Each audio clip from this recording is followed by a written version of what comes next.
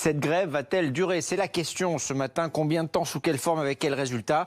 C'est ce que nous allons voir. Les syndicats se retrouvent en ce moment même pour décider des suites à donner au mouvement. Les partenaires sociaux seront reçus lundi par Agnès Buzyn et par Jean-Paul Delevoye. Pour en parler sur ce plateau, Jean-Rémy Girard, vous êtes vice-président du syndicat national des lycées et collèges, Camille Langlade, chef du service politique de BFM TV, et Olivia Grégoire, députée de Paris. Merci à tous les trois d'être là.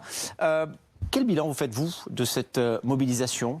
Eh ben, alors je suis président, j'ai eu de la promotion. Mais alors, ce que l'on voit, c'est que ça a été une mobilisation massive. C'est probablement la plus forte mobilisation enseignante au XXIe siècle.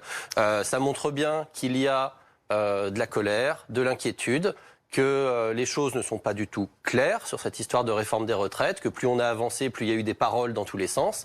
Mais ça a vraiment mis en avant un point que nous, on connaît depuis longtemps au SNALC, mais que tout le monde découvre un petit peu aujourd'hui, c'est que la rémunération des enseignants et des personnels de l'éducation nationale n'est pas du tout à la hauteur des missions qu'on a, du niveau d'études, de notre niveau de recrutement. Et on voit bien avec ces simulation de réforme des retraites que les enseignants seraient les premiers à y perdre, et à y perdre beaucoup, parce qu'on a des salaires qui ne sont pas bons. Alors justement, le ministre était sur ce plateau, ici même il y a quelques instants, vous l'avez croisé d'ailleurs, vous avez eu des mots avec lui, m'avez-vous dit.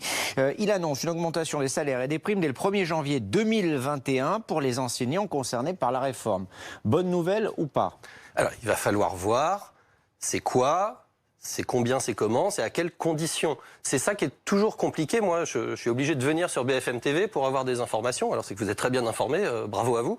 Mais c'est vrai qu'il y a quand même 3 jours où on avait une réunion sur les rémunérations et les salaires au ministère, justement, une grande réunion, où on ne pouvait pas nous faire d'annonces, etc. Et là, le ministre lance des chiffres comme ça. Il faut absolument savoir il y a quoi derrière. Il n'a pas donné de chiffres, il a donné une date, janvier 2021, voilà, pour des augmentations et pour des primes. Vous vous demandez quoi précisément? Il vous faut combien en chiffres, justement? Alors c'est très facile, il y a quelqu'un qui a chiffré. Il s'appelle Emmanuel Macron, il est président de la République. En octobre dernier, il a dit, notre système de retraite, etc., si on veut que les enseignants, ça passe, il faut 10 milliards. C'est pas moi qui le dis, c'est Emmanuel Macron, président de la République. 10 milliards.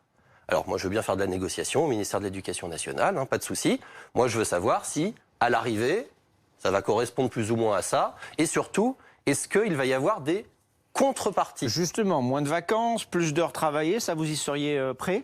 Favorable? Pas du tout, les enseignants n'y sont pas prêts puisqu'on n'arrive pas à les recruter. Aujourd'hui déjà, les conditions de travail sont telles qu'on n'arrive pas à recruter les enseignants dans notre pays.